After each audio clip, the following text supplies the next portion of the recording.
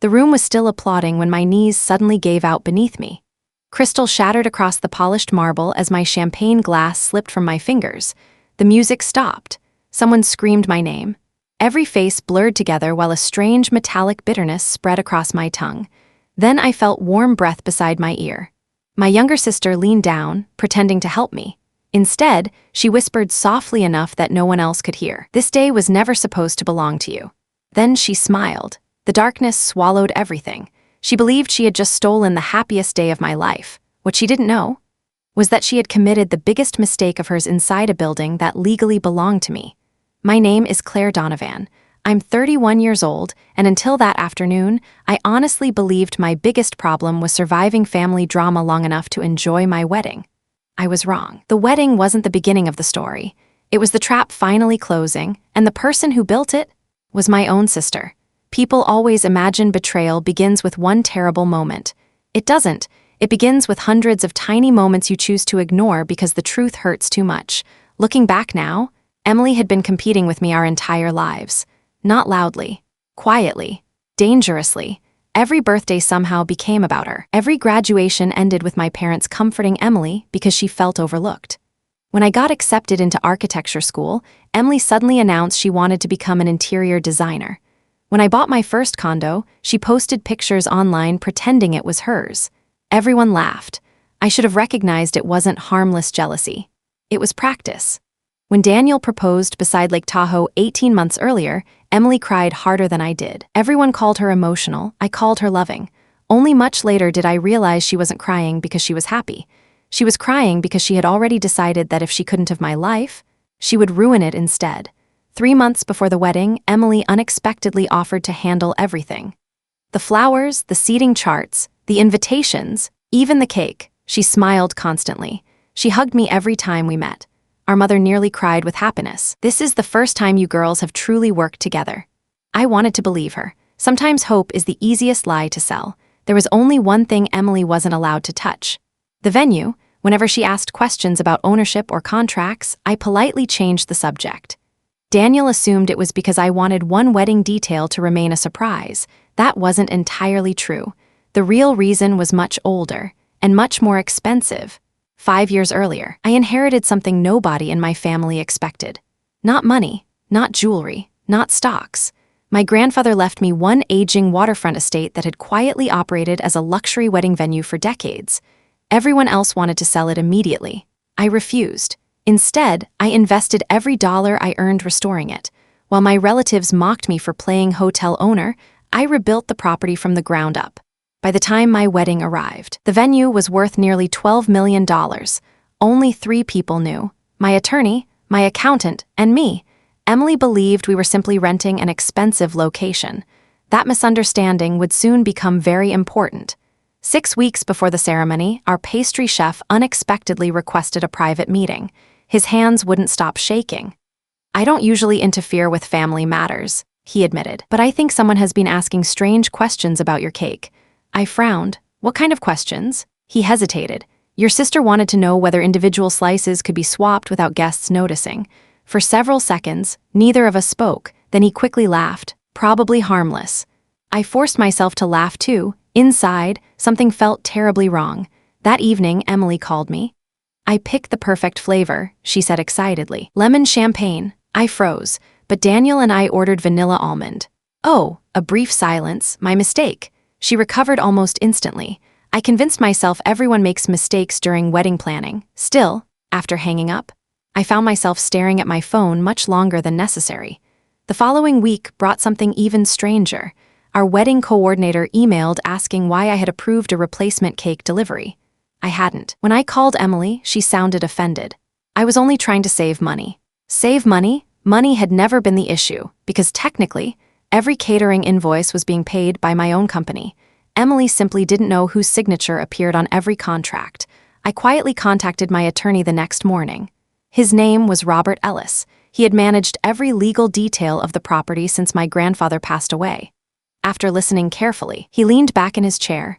"Claire, are you asking whether someone could intentionally interfere with food served inside your venue?" "I honestly don't know." He became very serious. "If anything happens on your wedding day, He slid one thick contract across his desk. "You need to remember clause 22. I glanced down. The paragraph was only 4 lines long, yet those 4 lines had the power to financially destroy anyone who deliberately sabotaged an event held on my property. Robert folded his hands. "Let's hope we never need this." I hoped so too, but for reasons I couldn't explain, I made a photocopy anyway and slipped it into my bridal emergency folder. I would discover exactly how valuable those 4 pages were less than an hour after saying, "I do." The morning of my wedding arrived wrapped in perfect sunshine. Guests later described it as something out of a movie. White roses lined the stone pathway. A string quartet played beneath century-old oak trees.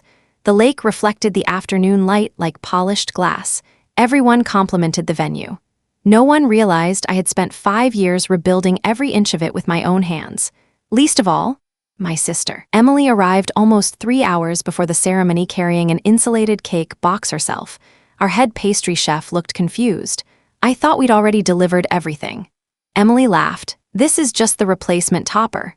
Replacement? Nobody had mentioned replacing anything. I started walking toward them, then my wedding planner intercepted me. "The florist needs you." One distraction became another. By the time I returned, the cake had already been assembled. At the time, I believed I was simply overwhelmed. Now I know, someone wanted me looking everywhere except the dessert table. An hour before the ceremony, one of our longtime servers quietly approached me. His name was Miguel. He'd worked at the venue for nearly 12 years. His voice barely rose above a whisper. "Miss Claire." "Yes, I saw your sister inside the pastry kitchen." "So?" She wasn't alone. I felt my stomach tighten. "Who was with her?" "I've never seen the woman before." He hesitated, but they switched something. My heartbeat skipped. "What exactly?" I couldn't tell. Before I could ask another question, my photographer called my name. Family portraits were waiting. Another interruption. Another chance slipping away. The ceremony itself was flawless. Daniel cried before I reached the altar. Our guests laughed. Our parents hugged. For almost 40 minutes, I forgot every strange feeling I'd carried for weeks. Maybe I had imagined everything. Maybe stress had simply gotten the better of me. Emily even cried during our vows.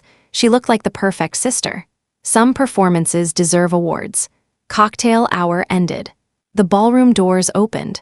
200 guests applauded as we entered. Emily immediately volunteered to handle the cake service. I know exactly how Claire likes everything. Nobody questioned her. Why would they? She was family. Sometimes, family is the easiest disguise evil ever wears. During dinner, she barely left the dessert station. She stopped waiters, moved plates, whispered instructions, corrected serving order. Even our event manager looked slightly confused. When I asked what was happening, Emily smiled warmly. "I just want everything perfect." Perfect. That word suddenly sounded different. The speeches began. Daniel's best man made everyone laugh. My father cried halfway through his toast. Even my usually reserved grandfather smiled from the front table. Then Emily stood. "I have one final surprise." The room applauded. She rolled the wedding cake toward the center of the ballroom herself. I personally saved Claire's favorite slice. She looked directly into my eyes. She deserves the first bite. At that moment, half the room thought she was the sweetest sister alive. Only later did everyone realize they had witnessed attempted murder disguised as affection. I picked up the fork. The cake tasted strange, not terrible, just wrong beneath the sweetness. Something bitter lingered. Daniel frowned. "You okay?" I forced a smile. "I'm fine." Emily was watching me, not smiling, waiting as if she wasn't interested in the toast. Only the countdown afterward, I stood, lifted my champagne glass, tapped it gently. The ballroom became silent. "I just want to thank everyone." The sentence never finished. Heat exploded across my face. My fingers suddenly felt numb. The crystal glass slipped from my hand. It shattered against the marble. The applause stopped instantly. My knees folded beneath me. People screamed. Someone grabbed my shoulders. Then, Emily leaned down. Her lips almost touched my ear. She whispered softly, "This day was never yours," and smiled. Darkness swallowed everything, but before I completely lost consciousness, I heard something unexpected. Not panic, not crying, not Daniel shouting, a calm, familiar voice. "Nobody leaves this building." It was Robert, my attorney. He wasn't speaking as a guest anymore. He was speaking as legal counsel for the property, for me. When paramedics rushed inside, Robert was already holding a leather folder. He looked directly at the venue manager. "Lock every exterior exit." Emily frowned. "What?" Robert didn't even acknowledge her. Instead, he handed security a single document. The manager read exactly one paragraph. His expression completely changed. Within seconds, every electronic gate surrounding the estate automatically locked. Guests stared in confusion. Emily suddenly looked nervous. "What is this?" Robert finally looked at her. "Clause 22. She blinked. "I don't understand." "No," he answered quietly. "I don't believe you ever read the venue contract." For the first time that entire day, my sister stopped smiling, and what happened after that would destroy far more than her wedding plans ever could.